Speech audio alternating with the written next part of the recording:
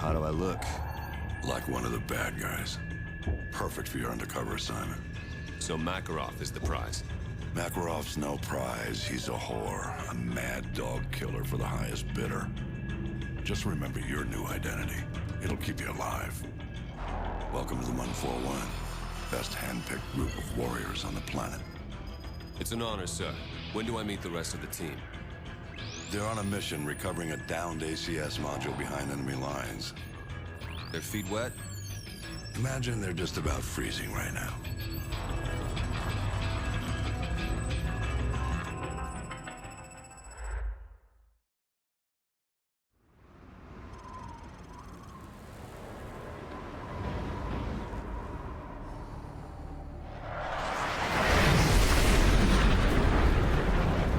Breaks Overwatch. Let's go.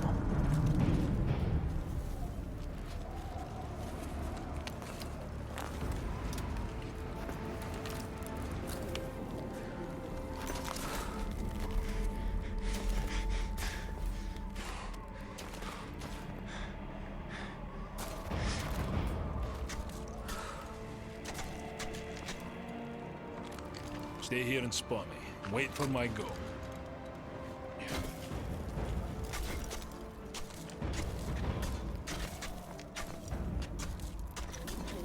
Alright, the ice is good. Follow me.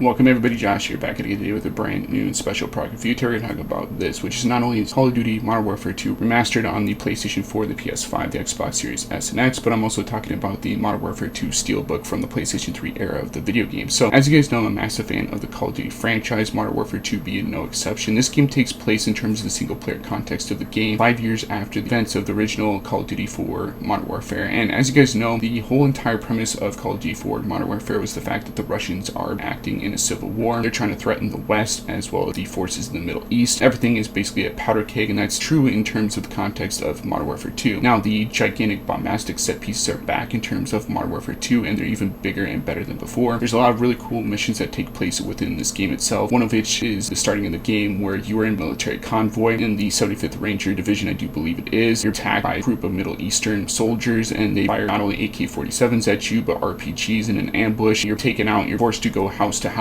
door to door, knocking down doors in militaristic zone. Then you kind of go to the British SAS, who's uncovering plot that is taking over the whole entire world, where the Russians are trying to start World War III. And then from there on, you get several different missions that take place not only in the snow region, which is really cool, where you get this really cool ice climbing segment of the game, which takes place in the culmination of a really cool battle where you discover a military field with nuclear weapons. You're chased out of there and on snowmobiles. It's really cool to see in terms of the context of Modern Warfare franchise. And you kind of get the really infamous No Russian mission of the game, where you are an undercover military soldier, and then you are with some of the bad guys in the game, and they take down an airport, which is a very controversial subject matter to discuss even on YouTube. I really don't know if I'm going to be able to show footage of that cutscene in this video game review, just because of the fact that this game is violent and gruesome in terms of that factor. A lot of the controversialness comes from that scene alone, and I think that everything else after that is pretty much standard Call of Duty fare. The weapons of this game are realistic. You get the M4A1s back, you get the M16s back, you get the classic bad guy weapons with the RPG-7s, you also get the AK-47s, the Uzis. Pretty much every typical modern day combat weapon that you can think of in a modern day style Call of Duty game is featured in Modern Warfare 2. There's a lot of really cool set pieces that take place in these globe-trotting missions, and this game is really amazing in terms of all the things that it's able to do in terms of the Call of Duty franchise that it wasn't able to do in the first game. And even back in 2009, when this game originally released on the PlayStation 3 and the Xbox 360, a lot of my friends, while we were skeptical of whether or not this game could even top that of the original game, because my friends and I really did love Call of Duty 4 Modern Warfare. We talked about it pretty much every day before class. The multiplayer modes, which you do get in Call of Duty Modern Warfare 2, it was a really cool way to bond with my classmates and stuff, especially in that time period where video games is still seen as something that you weren't really cool if you actually played video games. You were seen as a nerd, a geek. And I think Call of Duty Modern Warfare 2, as well as the original Modern Warfare franchise, was something that really brought a lot of gamers together, not only just because of the single player campaign being as good as it was, but also because the voice acting in the game is really amazing. You also get to see classic characters return in Modern Warfare 2, such as Ghost. You get Soap McTavish as as well as Gary Roach. You also get legendary protagonist Captain Price, who's the one that's leading the charge. There's a lot of really cool missions in this game as well, like the snowmobile mission as well as the ice wall mission at the beginning of that level in the game. There's a really cool mission where you have to defend Burger Town, and you have to defend it from the Russians that are invading, similar to that of Red Dawn, which is a really cool movie and one that I really do love. There's a lot of really cool missions like that in these games, and they're really unforgettable in terms of the context of their story. And some of the missions in this game are a little bit more bombastic than the other games in the Call of Duty franchise. Call of Duty has been known for taking iconic scenes and elevated them to top tier video game cinematics and cutscenes, and the cutscenes in this game are amazing. A lot of the story-driven narrative comes from exposition being dumped at the beginning of a mission, and you dropped in the single-player story-driven narrative, and you're forced to fight your way through the different globe-trotting missions in this game. I really do like the aspect that this is a globe-trotting adventure into a Modern Warfare 2 style video game, just because of the fact that I think that being that I was a kid at the time when these games originally released, I couldn't really travel as much as that I wanted, even as an adult. And so I think that playing games like Call of Duty and Assassin's Creed, where I got to visit these highly volatile situations in the context of the single-player narrative, while also getting to explore really cool exotic locations, was really interesting to me as a gamer. And I think that Modern Warfare 2 is no exception to that rule, and some of the locations that you get to experience in this game are really realistic in terms of the way that they're not only designed, but also the settings that you do get featured in this game. You get to go to Afghanistan and defend a military convoy again. You get to go to different locations around the globe, and that's one of the things that I really do like about these games. So I think that even at $20, the single-player campaign is really amazing. There's even a scene towards the end where you're on these rubber ducky boats, which I do believe that they're called in the military units, and they're just these black boats that you get to go on, and you're chasing down the main bad guy who's about to start World War III. You eventually fight this dude at the end of the game, and I'm not going to spoil the ending of the game. It's one of those fight scenes that takes place that is really memorable in terms of video game history, and it's something that will not be forgotten even to the modern day generation. So with that being the case, the original Modern Warfare 2 did have multiplayer. You had your standard team deathmatch, you had capture the flag, you had big team battles, you had round war, which is like this massive scale warfare that was taking place, and you get to collect different dog tags along the way, and you kill enemy players. It was a really fun multiplayer mode to play in the game. I actually didn't get to play the multiplayer modes for this review just because of the fact that I don't really believe that there's any servers that are live, especially for Modern Warfare 2 Remastered. There really isn't any multiplayer servers for that game, and just a single player campaign. So if you're really disappointed by the fact that there isn't a Modern Warfare 2 multiplayer for the remastered version of the game, you're going to be sorely disappointed. You might as well just go back and play the original game that isn't remastered on the Xbox One through backwards compatibility. The ability to run through the single player campaign, which there's a lot of really cool and interesting things that happen within the story driven narrative of this game. The actors that are the voice actors in this game are all Hollywood style actors, and that's one of the things I really do like about the Call of Duty franchise. It takes these big name actors and drops them into these roles that they have to play that are a little bit different from the characters they've even played in films some of the times, and you really grow to love these characters over time in the context of their stories, such as Captain John Price, Ghost, and the rest of Task Force 141, which is based off a real military unit named Task Force 145. And I think that the realistic tone to the warfare in Modern Warfare 2 is awesome. I think that some of the missions where it's like a Red Dawn style scenario, the fact that even Keith David is featured in this game, which is pretty awesome. He plays one of the Army Ranger sergeants that's in the Army Rangers during the Red Dawn missions. It's really cool to see. Anytime Keith David is actually in a video game, when he's actually played the Arbiter in Halo 2, he just makes those games even better in terms of the context of their story. And I think that a lot of these voice actors do a really good job in the parts that they do play in this game. The gameplay mechanics of this are similar to that of Call of Duty 4 and the other Call of Duty franchise, where it's a first-person shooter narrative where you're looking down the barrel of a gun, whether you pick that up from an enemy force or you're just using sort of the standard issue guns that you're given at the start of the game. But you do get a lot of different arsenal of weaponry to use in the combat situations that you do find yourself in this game. The combat situations themselves are really well done in terms of being elevating what came before and doing something new and different with them in the modern day era. During the Red Dawn mission, you also go through different various homes, and it's a really chaotic and clusterfuck type situation, if I do say so myself. And it's really cool to kind of explore these situations and see what the scenario would play itself out like if it was actually done in real life, even though it's a video game. There's even a really cool situation towards the end of the game where you find yourself in an aircraft boneyard and you're trying to fight your way to survive. And I think that sets the tone for the events that are going to happen in Modern Warfare 3, where it's the World War III style invasion. But this isn't a review for Modern Warfare 3 yet. I will eventually get to that game in a future review. So let me grab the Steelbook edition for Call of Duty Modern Warfare 2. I'll review that for you guys on this channel. I'll give you guys my overall thoughts and opinions of the game, and then close out this video because I am really a huge Call of Duty fan. I think that you guys should definitely check this out. So give me a second here and I'll get back to you. Alright, so I was fortunate enough to get the limited edition Call of Duty Steelbook edition when this originally came out. I'm kind of grateful for that because I really do like Steelbook editions, whether that's video games or movies. I think that Steelbook editions offer a little bit more protection in terms of the protecting your disc in case you drop it on the ground and you don't want to damage your disc from dropping it or taking it out of the case and ruining it. So what do we got here? We got the slipcover of the game. You've got your Tie title of Modern Warfare, got the PlayStation 3 logo on the side. I do believe that the Xbox 360 logo was on the other version of this game. And then on the back here, you get the review for 1UP Gaming, which I don't know if that actually still exists right now for their website. You also get the what's inside of the game, including a downloadable code for one of the classic Call of Duty PlayStation games. We're going to take off this slip cover like so.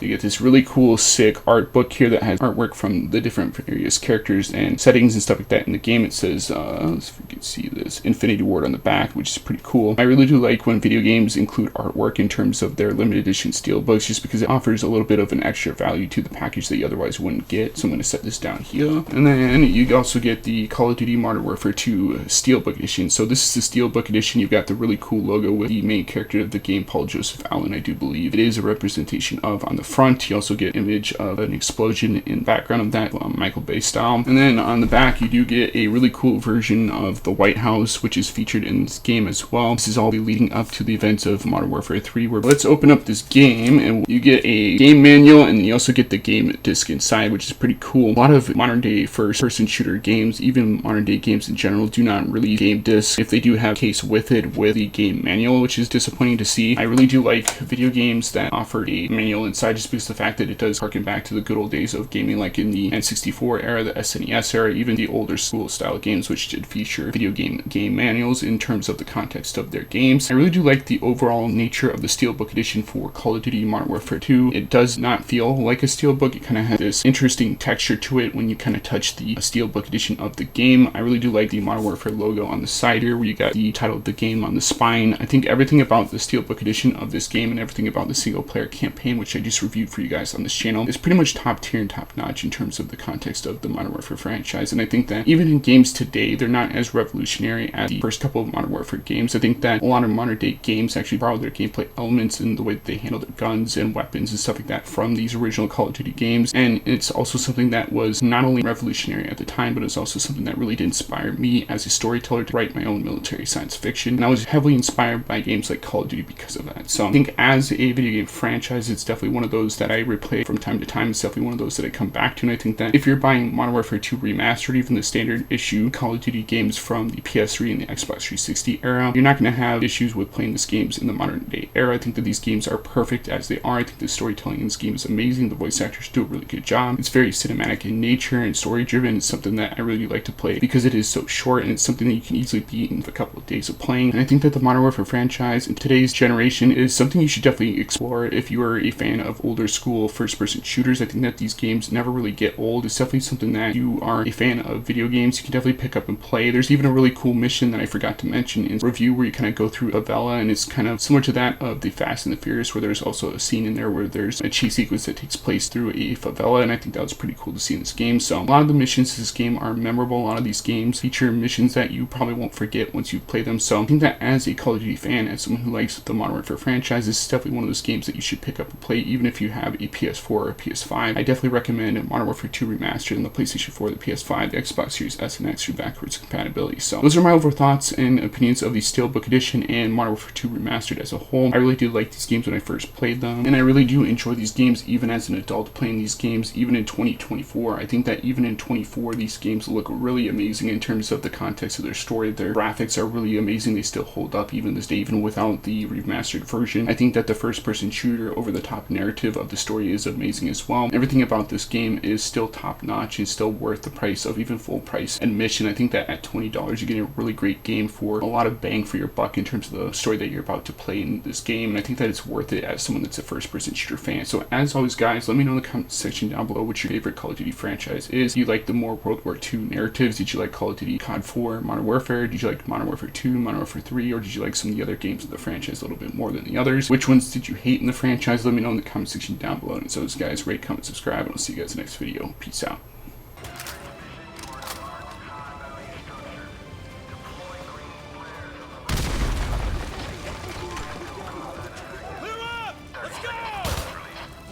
Seconds. We gotta get to the roof now. Go, go. Get to the roof. Move. Use your flares. Countersign detected at Whiskey Hotel. Aboard, aboard. We got a countersign. Abort mission. Aborting weapons release. rolling out. So, when we going to Moscow? Not soon enough, man. But I know we're gonna burn it down when we get there. When the time's right, Corporal. When the time's right.